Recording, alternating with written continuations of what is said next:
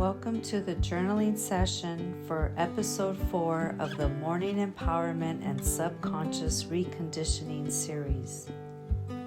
In today's session, we focused on emotional intelligence, not just in recognizing what we feel, but in learning what to do with it. Because this is the discipline of understanding people and knowing how to lead yourself well when you find yourself under pressure.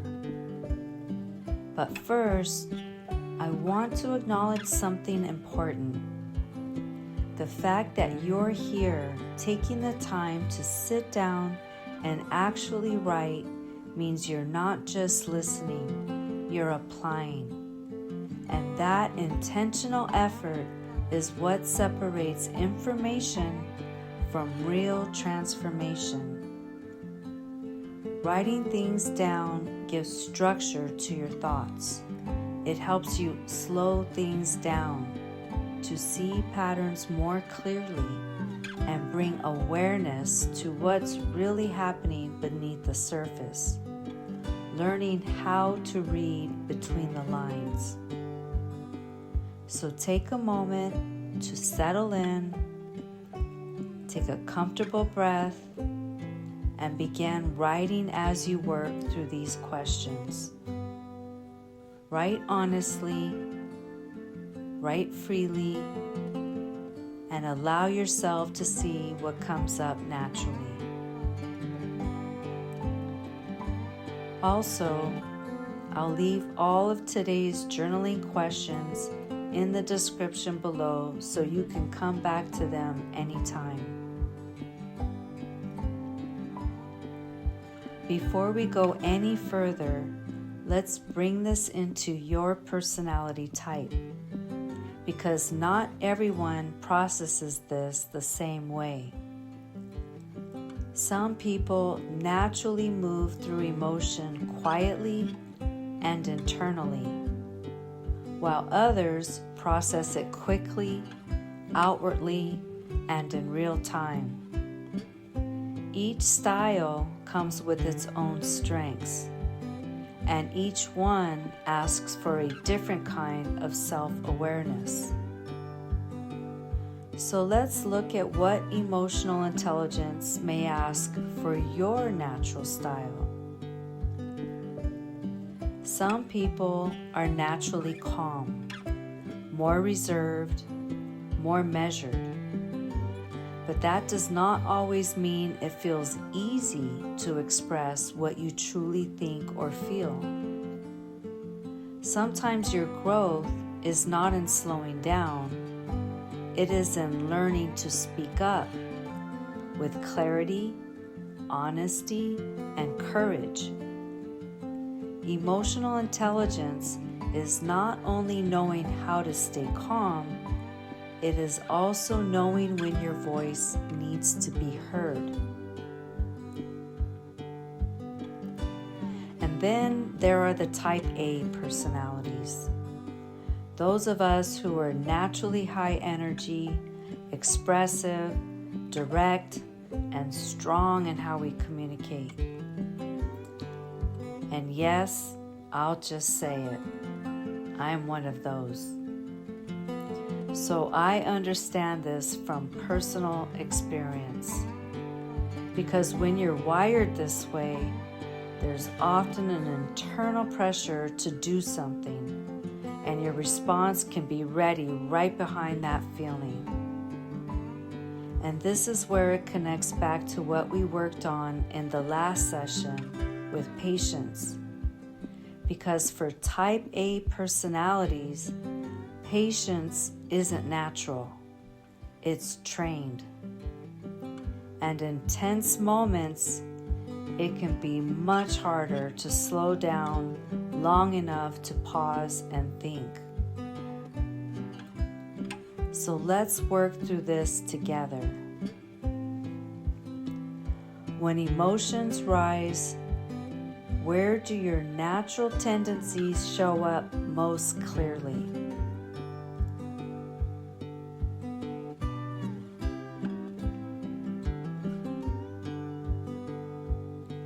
What usually wants to happen first in those moments?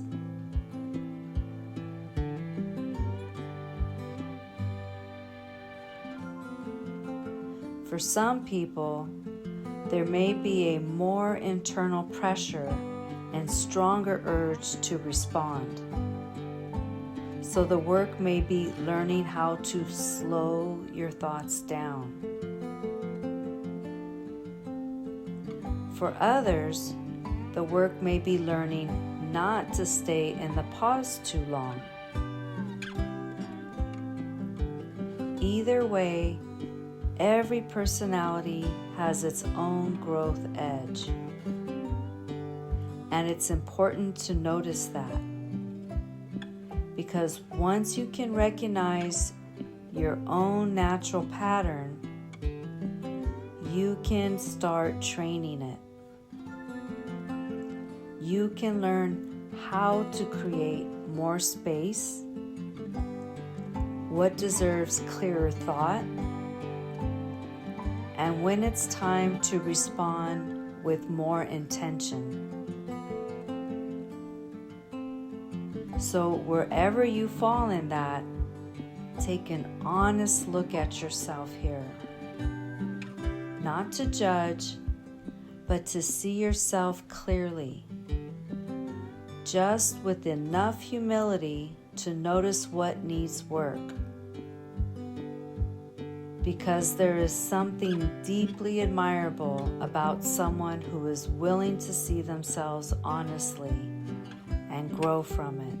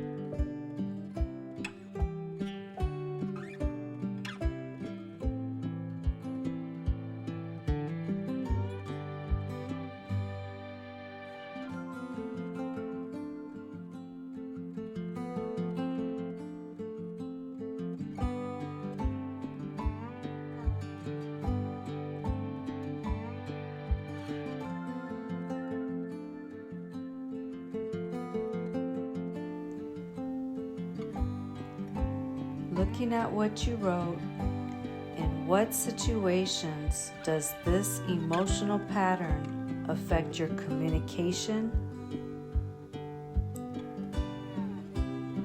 your relationships, or decision making the most?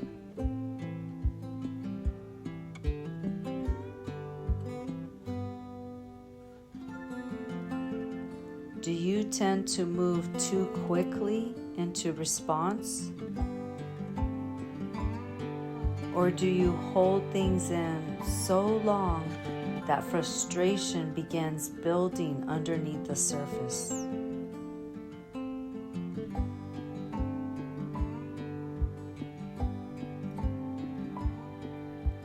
Are there specific patterns, situations, or people that consistently pull you toward that tendency?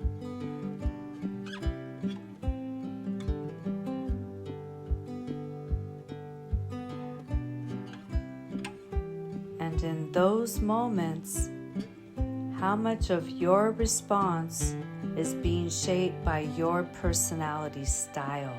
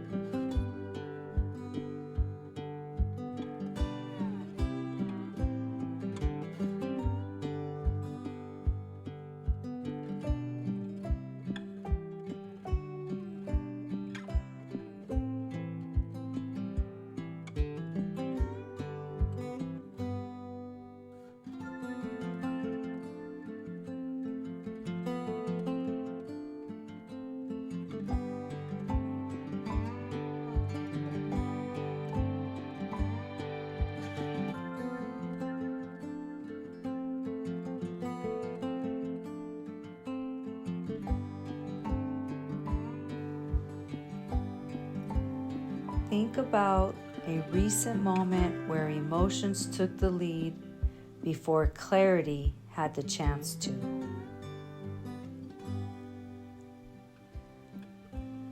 What actually happened?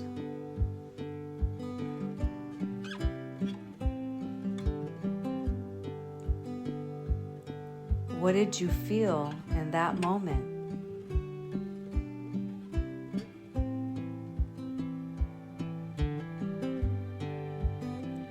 Did you move too quickly into response? Or did you stay too quiet while something unresolved kept building inside?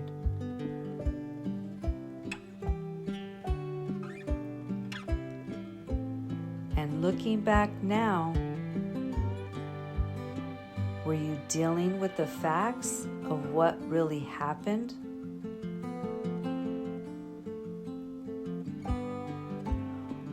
Or the meaning your mind assigned to it?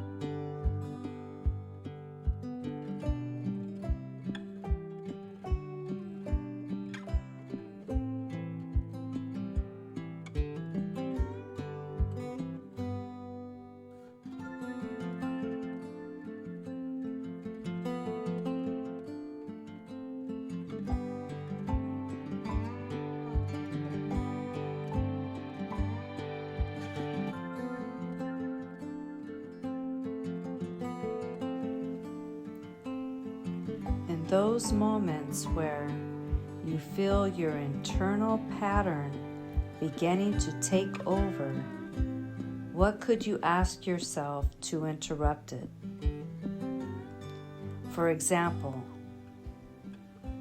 what am I actually reacting to right now?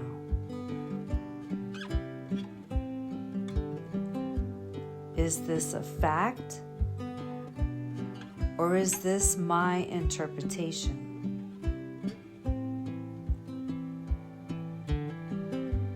What outcome do I actually want from this?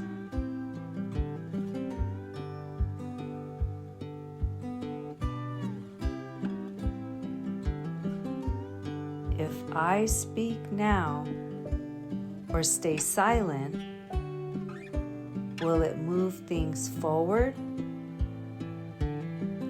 Or will it create more tension?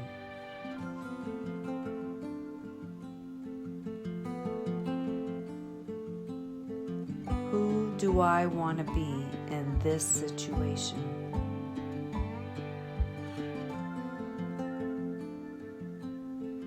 Which one of these questions feels like it could actually help you slow down? Or is there a question you can create for yourself that would help you to pause, reflect, and choose wisely? Write that down clearly, because this becomes your tool in real time.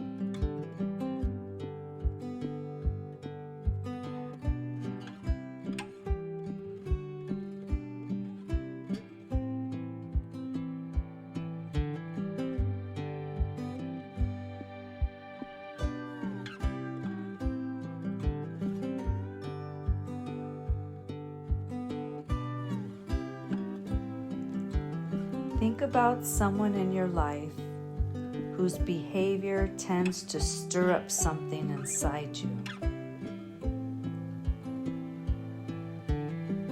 What have you been assuming about them?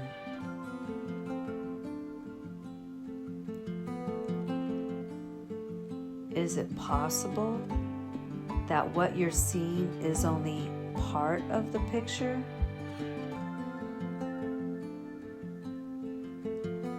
Write about how your perspective might shift if you considered what they could be dealing with beneath the surface.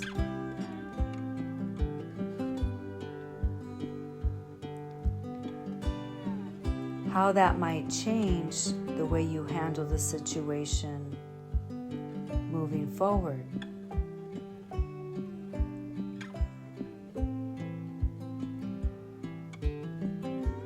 Let's look at the other side of this for a moment.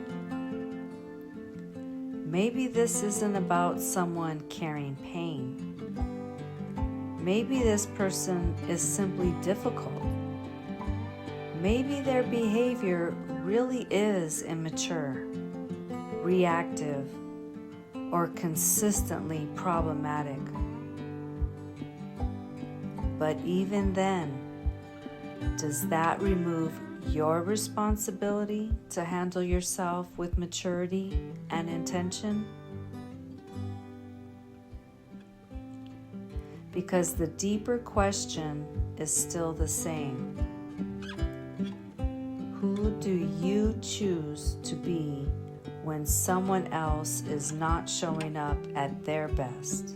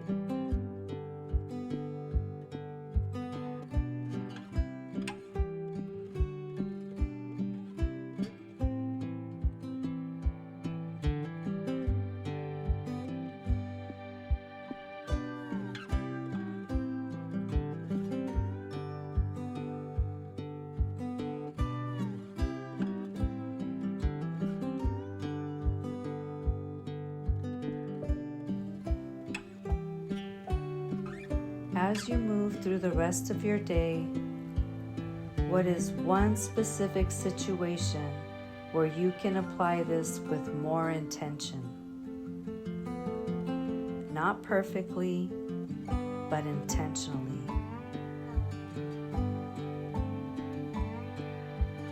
And knowing your natural tendencies in those moments, what will you do differently this time?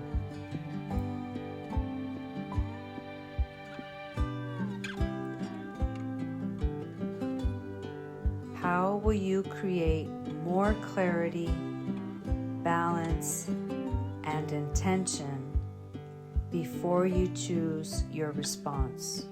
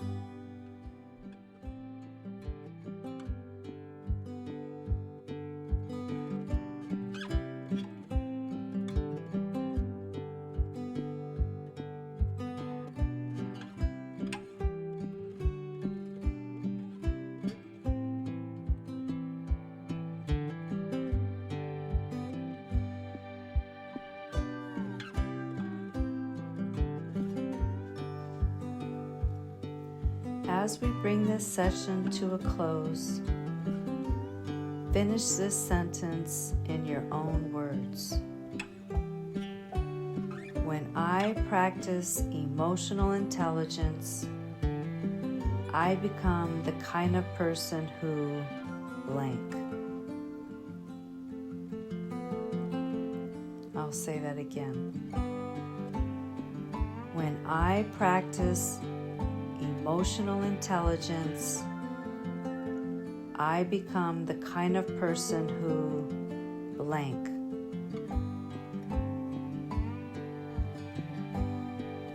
Let this reflect the identity you are actively building.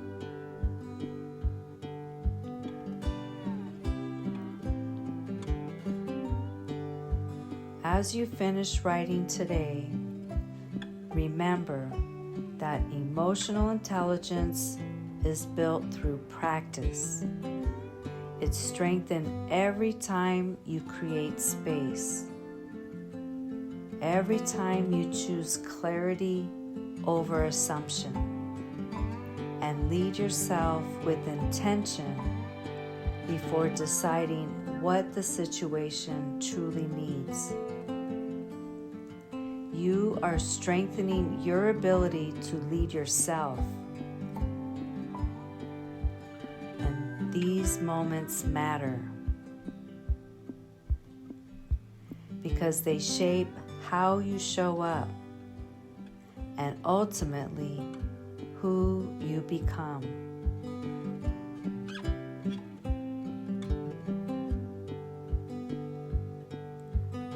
I'm really glad you took the time to spend journaling this morning.